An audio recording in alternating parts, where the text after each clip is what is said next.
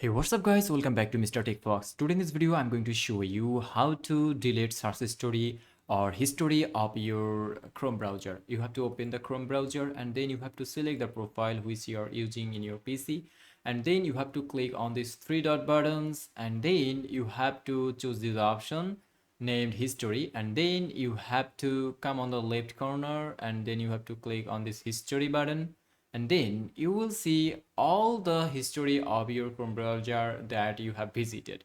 So you can delete them specifically by selecting one by one, or if you want to delete all of them with a time range, then you have to select this option, clear browsing data, and then you will see two options here, basic and advanced.